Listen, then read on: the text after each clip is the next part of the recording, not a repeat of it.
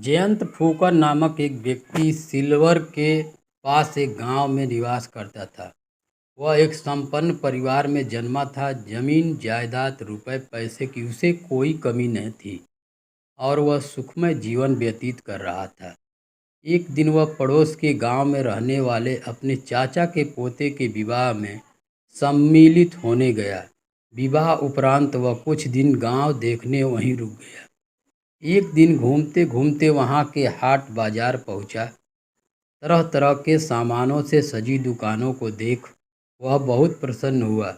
दिन भर वह हाट में घूमता रहा। शाम होने को आई तो देखा कि दुकानदार दुकान बंद कर घर लौट रहे हैं। वह भी लौटने को हुआ, लेकिन तभी उसकी दृष्टि एक दुकान पर पड़ी जो उस समय भी खुली हुई थी। उसने दुकानदार से पूछा, क्यों भाई, घर नहीं जाना? दुकान बंद नहीं करोगे? मेरी कोई बिक्री नहीं हुई भाई, कैसे घर जाऊं? दुकानदार बोला। क्या बेचते हो? जयंत ने पूछा। मैं सलाह बेचता हूँ, उस व्यक्ति ने उत्तर दिया। यह सुनकर जयंत आश्चर्यचकित रह गया और पूछा, क्या कहा? सलाह? कैसी सलाह? मूल्य चुकाओगे तभी सलाह मिलेगी, बिना मूल्य के कुछ भी नहीं मिलता, दुकानदार बोला। जयंत में जिज्ञासा उत्पन्न हो गई। उसने एक सलाह का मूल्य पूछा तो दुकानदार ने बताया, एक सलाह 1,000 रुपये की है। मेरे पास 2 सलाह है तो 2,000 रुपये लगेंगे। मूल्य सुनकर जयंत हंसने लगा और यह कहकर जाने को हुआ, इतने में कौन तुम्हारी सलाह खरीदेगा? पछताओगे बंधु, ऐसा अवसर फिर नहीं मिलने वाला। जीवन भर ये सलाह काम आएगी। दुकानदार ने कहा तो जयंत ठिठक गया और सोचने लगा कि सलाह लेकर देखता हूँ, हो सकता है जीवन बदल जाए। उसने 2,000 रुपये दुकानदार की ओर बढ़ा दिए। दुकानदार उसे सलाह देने लगा। पहला, कांटेदार बाड़ न लगाना। दूसरा, घर वाली को राज न बताना, नहीं तो पीछे पड़ेगा पछताना। जयंत सलाह सुनकर हैरान हुआ कि ये कैसी सलाह है, लेकिन फिर भी उसने दोनों सलाह याद कर ली। उस रात वह चाचा के गांव में ही रुका और अगले दिन अपने गांव के लिए निकल गया। अपने घर पहुंचा तो देखा कि पत्नी सोनपाही बाग में माली के साथ खड़ी है और कांटेदार बाड़ लगवा रही है।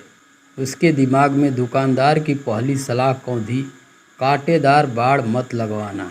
उसने सोनपाही को बाड़ लगवाने से मना किया, लेकिन तब तक बाड़ लग चुकी थी। माली के जाने के बाद उसने सोनपाही को चाचा के गांव के हाट से 2,000 में 2 सलाह खरीदने की बात बता दी। यह सुनकर सोनपाही हंसने लगी और कहने लगी, क्या मूर्खता कर आए, इससे कहीं अच्छा होता कि उन 2,000 रुपयों से मेरे लिए ही कुछ ले आते। जयंत कुछ न बोला। सोनपाही की बात सुनकर उसे भी महसूस हुआ कि कहीं उसने अपने पैसे व्यर्थ तो नहीं गंवा दिए। वह रात में ढंग से सो भी नहीं पाया। उसके मन में यही विचार आने लगा कि उसने सलाह खरीदकर गलती कर दी है। इसलिए उसने सोचा कि क्यों न सलाहों को आजमा कर देखूं। वह उठा और बाहर जाकर एक सूअर के बच्चे का सिर काटकर जंगल में छुपा आया। उसके बाद वह चैन से सो गया। सुबह उठने के बाद उसने सोनपाही को खून से सना चाकू दिखाया और बोला, मेरे हाथों एक आदमी का खून हो गया है। ये बात तू किसी को बताना मत, नहीं तो मैं मुश्किल में पड़ जाऊंगा। सोनपाही ने हामी भर दी, लेकिन उसकी पेट में बात पचना बहुत मुश्किल था। वह जब पनघट पर पानी भरने गई तो देखा कि वहाँ इकट्ठी औरतें अपने अपने पतियों की बहादुरी के किस्से सुना रही हैं। वह कैसे पीछे रहती, उससे भी रहा नहीं गया और उसने अपने पति की बहादुरी का गुणगान करते हुए सबको बता दिया कि उसने एक आदमी का खून कर उसकी लाश जंगल में छुपा दी है।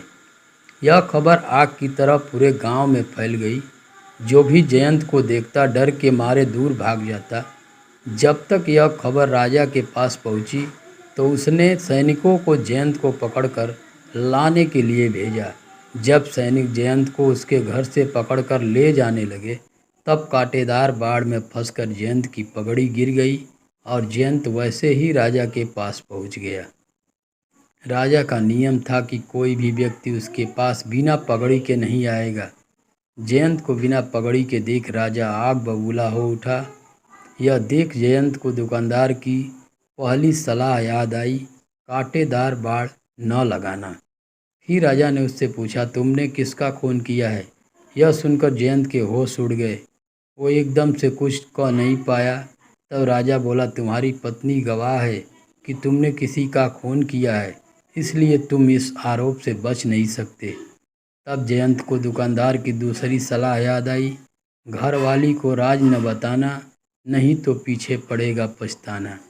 उसने सारी बात राजा को बताई कि कैसे वह दुकानदार की दी गई सलाह को आजमा रहा था और उसे लेने के देने पड़ गए।